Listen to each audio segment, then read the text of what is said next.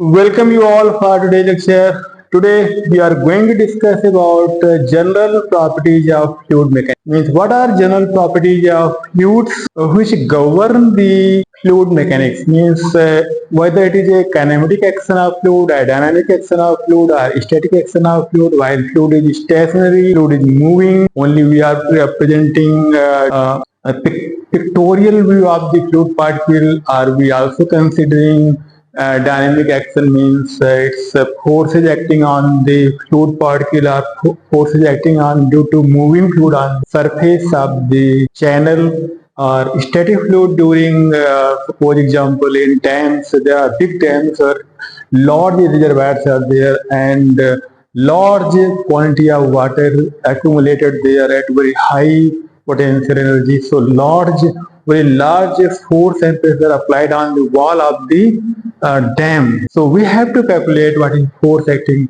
All these things can be determined with the help of the properties of fluid. So we define properties of fluid by certain characteristic of the fluid. For example, pressure, volume, temperature, density, specific volume, surface tension, and coefficient of viscosity. These are characteristic of fluid particle by which we define the state of fluid, whether it is in dynamic action, whether it is in kinetic action, and what pressure is acting on the surface due to stationary state of the fluid, what force is acting on the surface due to moving of the fluid. And we will also use these parameters in Bernoulli's theorem. Means we have to define that while fluid is flowing, kinetic energy head, potential energy head, and kinetic energy head, potential energy head, and pressure energy head at any point for ideal fluid remains constant. All these things we are going to discuss here in fluid mechanics.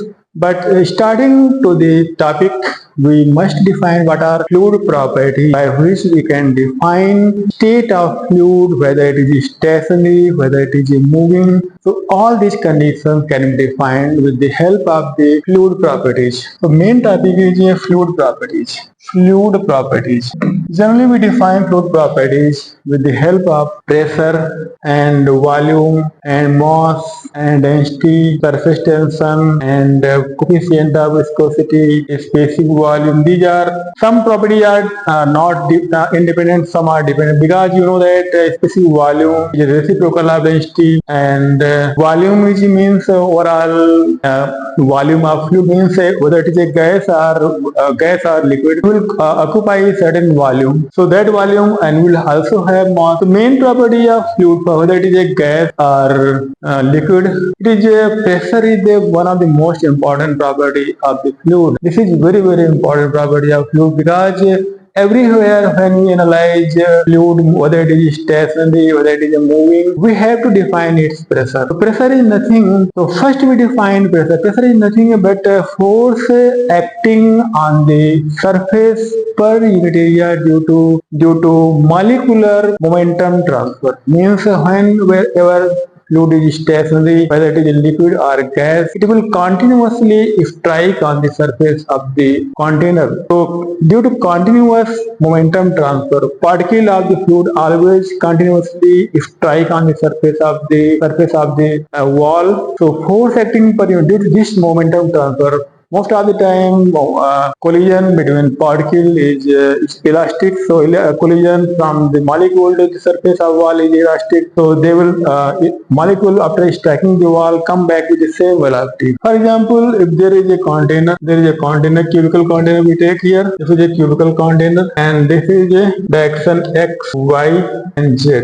And this is there are so many molecules here. The fluid, they are molecules, small molecules, these are small molecules. Overall, they are moving here and there. So there is suppose this is a wall, and molecule, every number of molecule will strike per second will be uniformly to the all walls. All surfaces of this container, cubical container, will have same number of the striking of the molecule. So number of molecules, suppose this is a area we've taken here. In this area, this is area dA. In this area, every number of molecules is striking with velocity. They will transfer momentum to the wall. And due to this transfer momentum, we know that rate of change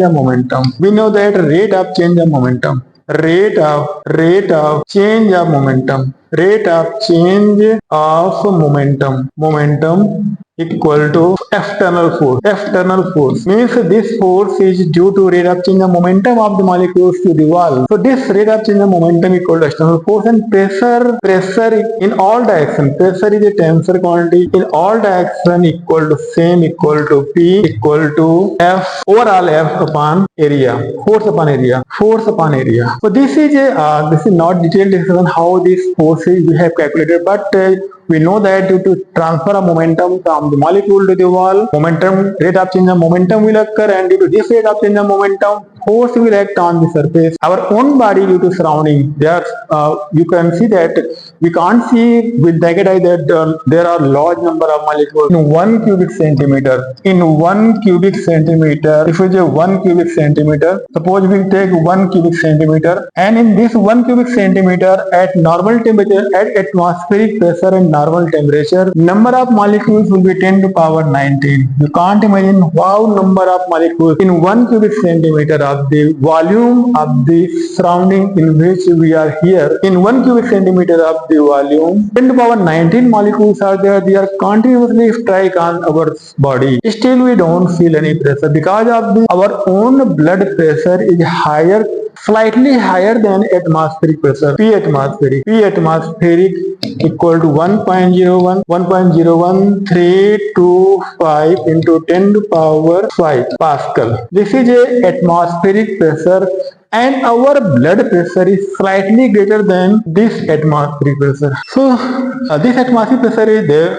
At this atmospheric pressure, we can't feel any pressure or any force on our body, on our own body, due to our blood pressure is slightly greater than atmospheric pressure. This is a huge amount. If you create vacuum in any container, and then it will feel very high pressure, very huge amount of pressure, and our own body can survive. That's why whenever we go at very high altitude, we can feel due to pressure drop, our body blood pressure remains constant, and outer pressure will drop due to height. So we can see nose bleeding, or you can see a phenomenon of fountain pen. If you take fountain pen at very high altitude, then ink will come out. These things you can see due to change in pressure when we go up and when we go down. Same thing apply for when you go in deep sea, about 500 meter, 1000 meter deep into the sea. You feel immense pressure due to water equal to rho gh.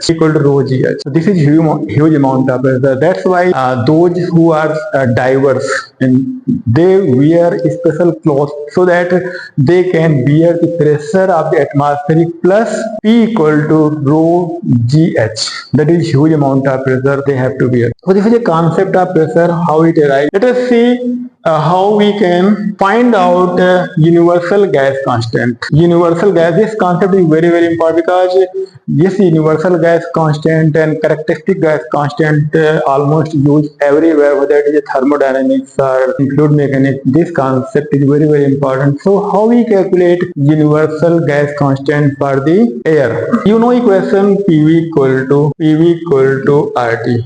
Here R is a universal gas constant for 1 mole, and T is a temperature at NTP. At NTP, T equal to 273 Kelvin, and P atmosphere equal to 1.01325 into 10 to power 5, and V equal to 22.4 liter of the gas air. So at this you can calculate R equal. This R is universal gas constant. R equal to PV by T equal to 1.01 to 1.01325 into 10 to power 5 into 22.4 upon 273. This will be equal to 8314 joule per kg Kelvin mole Kelvin mole. So this is a universal gas constant, or you can write it 8.314 kilojoule per kg mole Kelvin. So this is a universal gas constant. By this, and this what this universal gas constant constitute R equal to R bar into M. Here R bar is a characteristic gas constant and M is a molecular weight.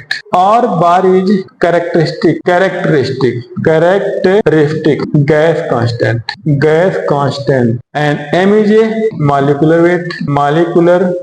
M equal to molecular weight. Suppose you want to calculate characteristic gas constant for the air, oxygen, because air is a mixture of different gases.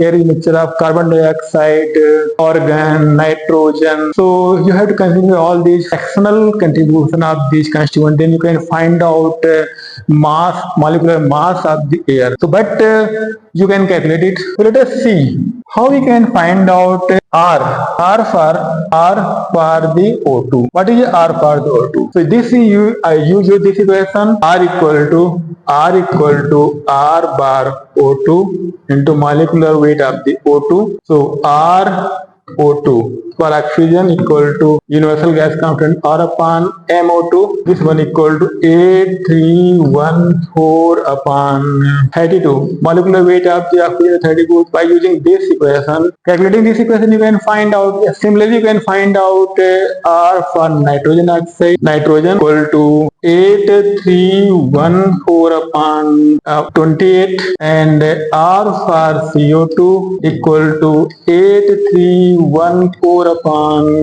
44. R for argon equal to 8314 upon 40. All these values will be unit will be joule per kg mole Kelvin. And you can use these gas constant for equation PV equal to MRT, PV equal to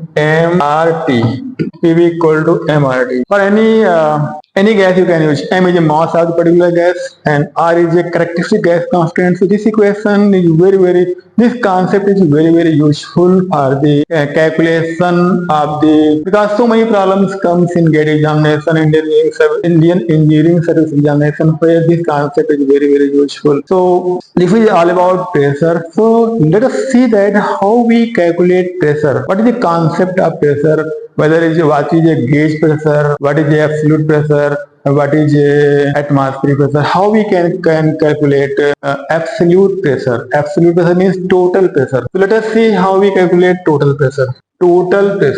Concept of total pressure. Pressure equal to atmospheric pressure plus gauge pressure. So what is it? First you know what is a gauge pressure. Already we told you what is atmosphere. हमने बताया कि what is atmospheric pressure already we have defined. So what is a gauge pressure? Suppose there is a fluid flowing through the pipe. There is a pipe and fluid is flowing. We apply gauge. Fluid is flowing through this pipe and there is a one point where we can apply gauge. So this is we apply gauge here, and we can use this gauge for finding out what is the pressure of the fluid. What is the pressure of the fluid flowing in this pipe? What is the pressure of fluid flowing in this pipe? So this pressure measured by this instrument installed here at this point. Here gas will come in contact and pressure measured by this gauge is a P gauge, and then we can find out what is a absolute pressure. Suppose we want to find out absolute pressure. So absolute pressure, suppose this is a datum line and this one is a atmospheric line and this is a absolute line. So pressure gauge, if gauge pressure is positive, this is atmospheric. This is a atmospheric pressure, and this is a gauge pressure. This one is a gauge pressure. If it is positive, P gauge, and if it is negative, suppose gauge pressure is negative. This is a gauge pressure negative. It will come down. This is a P gauge. When gauge pressure will negative, it will come to the below the atmospheric. When it is positive, it will go above the atmospheric. For positive pressure, absolute will be this one. This is a P absolute. When gauge pressure is positive, then absolute pressure will be atmospheric pressure plus gauge pressure. When gauge pressure is negative, then P absolute will be equal to atmospheric pressure minus, because it is negative, so it will sum with negative sign. When gauge pressure is negative, P absolute will be P atmospheric plus negative of the gauge pressure, because it is showing negative sign. It is negative vacuum showing, so overall pressure will be less than atmospheric. if gauge pressure is pi2, then overall means absolute pressure will be higher than atmosphere. This is a concept of measurement of pressure. When sometimes we show gauge pressure, so you have to find out absolute pressure, then you have to add it with the atmosphere. Sometimes gauge pressure shows negative pressure, means vacuum.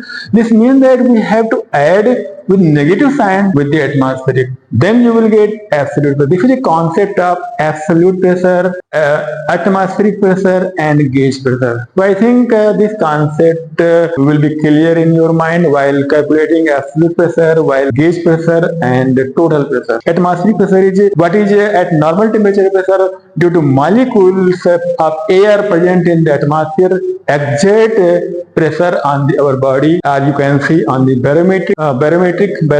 What is the height of the mercury column? That is equal to barometric pressure. That is almost 10.2 meter of water column or about 760 millimeter of the Hg column. That is equal to, if you want to define atmospheric pressure in terms of the height of the column, then 10.2 meter of the water column will be required to show the atmospheric pressure, or 760 millimeter means 76 centimeter or 0.76 meter of the column will be required. That's why you know that if we use water as a working fluid for defining the atmospheric pressure, then height of the column will become 10.2 meters.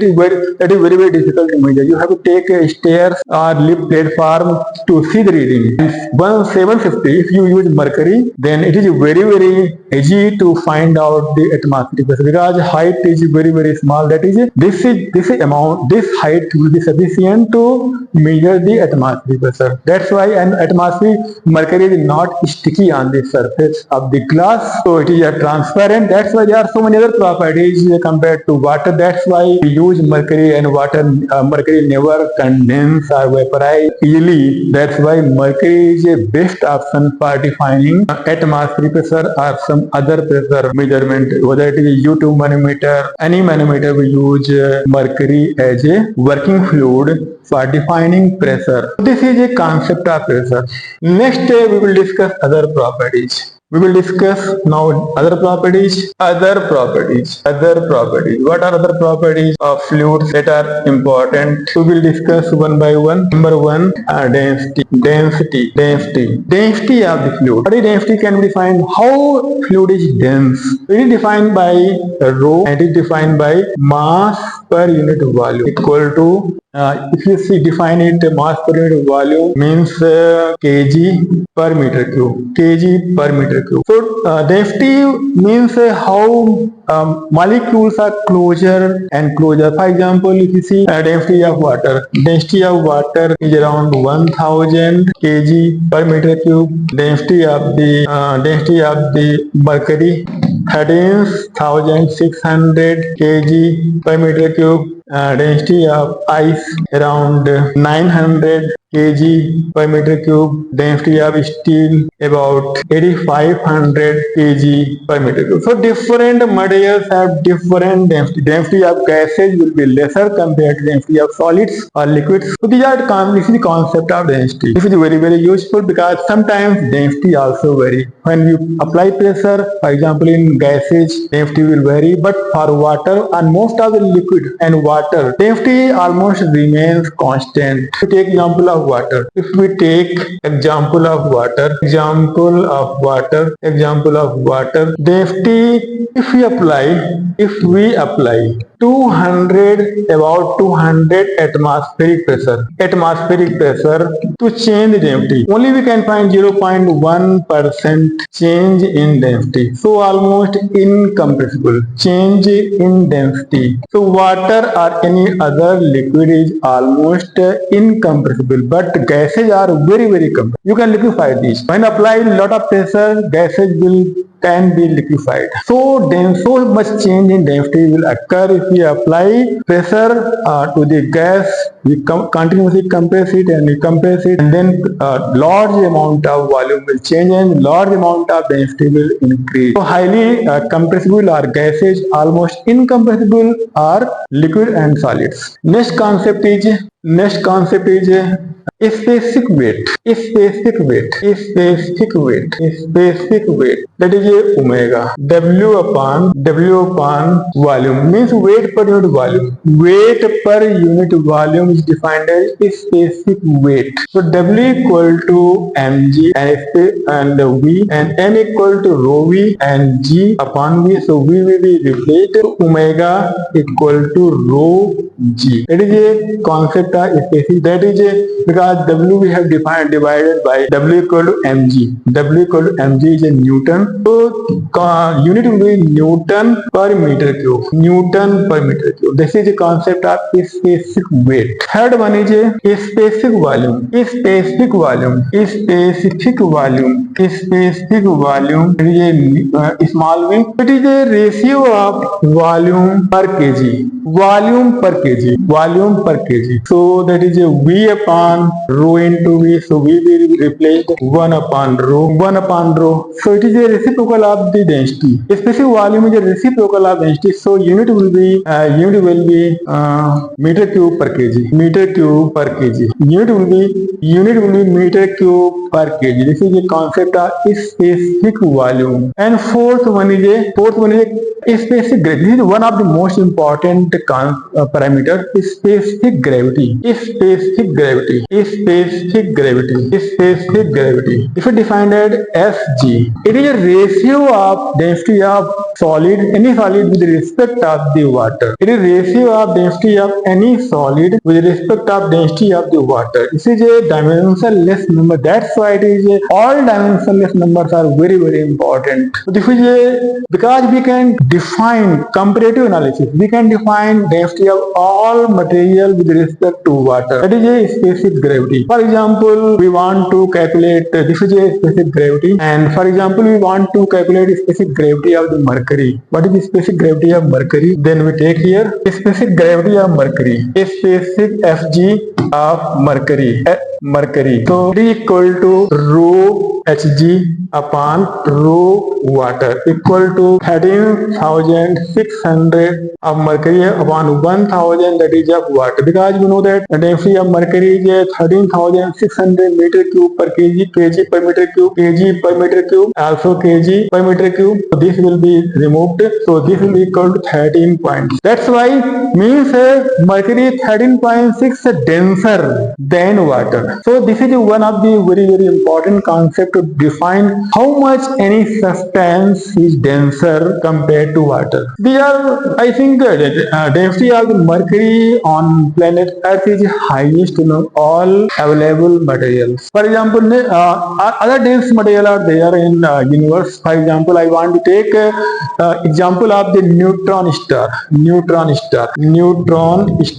These are collapsed. When stars lost its energy, it collapsed due to gravity and it become very, very dense. If you take 1 tablespoon full of the material from neutron star, 1 tablespoon material from the neutron star. Take 1 tablespoon material from the neutron star, 1 tablespoon material from neutron star, and what is a density? What is the mass? What is a mass of this 1 tablespoon full of the material from neutron star? It is about 1 billion ton. 1 billion ton. That is a you can assume, you can imagine what is the density of the material from neutron star. 1 tablespoon of material from neutron star will be about 1 billion ton. 100 crore, 1,000 million ton. You can say 1,000 million ton will be mass of the neutron star. That is equal to 1. So you can assume what is the density of the material. There is an infinite limit.